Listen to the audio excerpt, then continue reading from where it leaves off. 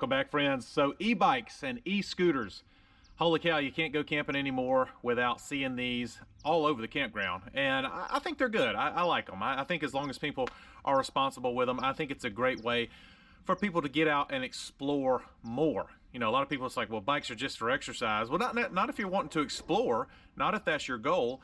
And so I think these e-scooters, they have a lot of advantages over bikes. They're a little bit lighter, they pack down smaller. So today we're going to talk about a budget scooter that TurboAnt, funny name, TurboAnt sent me a few months ago. It's this bad boy right here. It's the X7, I think it's called the Max, and we'll talk about it today. It's more of a budget scooter. I've got some experience with the Varla over here. This is going to be like a Ferrari. This one is more like a Honda. We'll talk about it. There's some pros and cons to this one. There's pros and cons to this one too as well, the Ferrari over here. So we're going to talk about that today. Hope you stick around.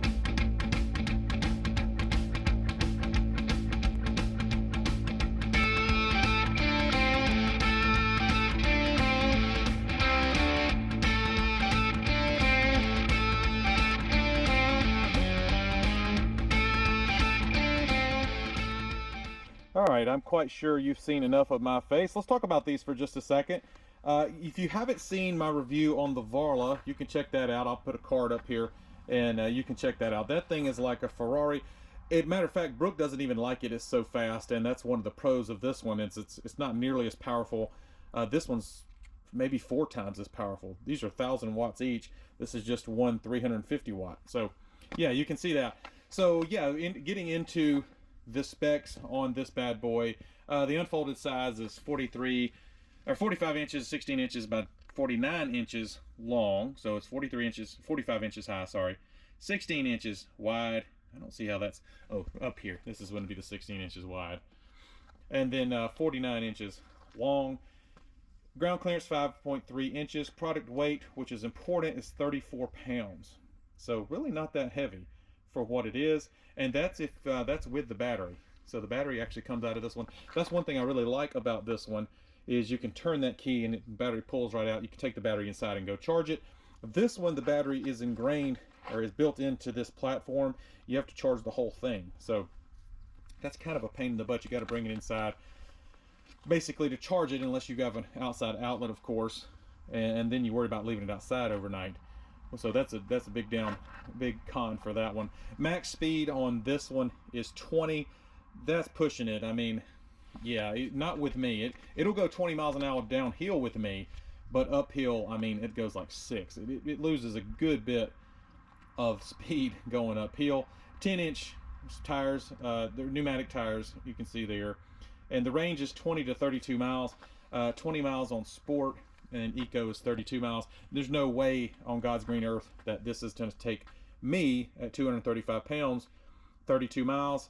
It's very clear that that's with a 165 pound person on a 77 degree day with very little wind, if any wind, on flat ground.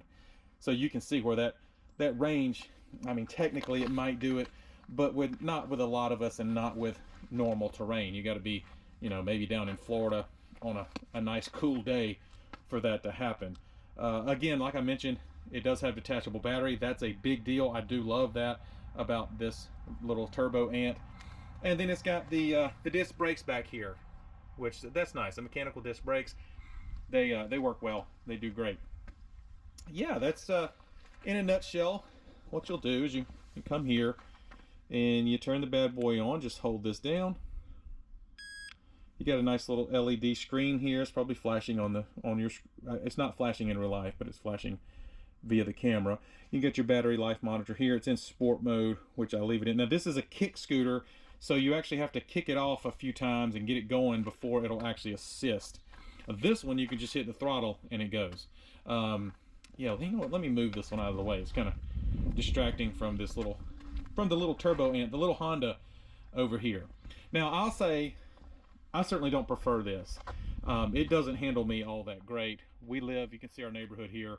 We've got a couple hills back there in the back, and it doesn't handle me that great up the hills. I mean, I get to going as slow as 6 miles an hour up some of the hills, which is, yeah, I mean, I can jog that quick.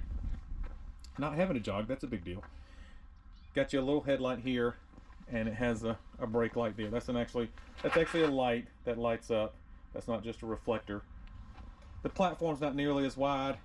You know, the one on the Varla, as you can see, is much wider. This one, you know, it's probably this wide, and that's kind of a pain. But I will say that Brooke actually prefers this one over the other one, and I think, you know, as we get older, it hurts a lot more to fall.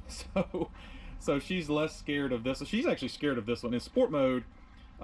She's actually a little bit intimidated by the Varla. I'm not. I enjoy it, but yeah, she likes this one a lot better, and then Tally actually likes this one a lot better. I don't have to worry about her as much on this unit as I do that one. I have to take that one off dual motors and off of turbo mode to let her ride that one. This one, not so much. So she can, there's nothing special I have to do. I don't have to worry about her as much on this one.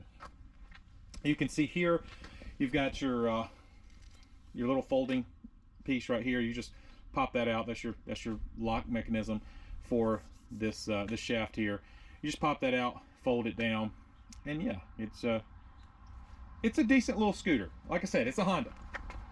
The quality is there. I do think that's what I needed to make sure I emphasize on this one. The quality is there. I mean, everything feels solid. I would say actually the stem right here actually feels a little bit more solid than the one on the Varla. I think the locking mechanism is even a little bit better than the one on the Varla. And you figure this one is running $599 or $699 depending on what sale they're running. That one's almost $2,000. So yeah, you can see quality's good. The price point is there for a lot of people, and like I said, it's just a Honda. It's all you need. You don't need anything more than this. Anyway, guys, just a little short video to show you a budget e-scooter that I think I'm gonna go 160 pounds or less. I'm gonna go, this is probably a decent scooter for you. If you're over that, you're probably gonna want to move up in power a little bit, spend a little bit more money, and get you something with some more oomph. Hope you guys enjoyed. I'm sure you've seen some B-roll at this point of me riding around on this thing, and it does okay, but yeah, at my size, you'd need a little bit more power. Hope you guys are good. See ya.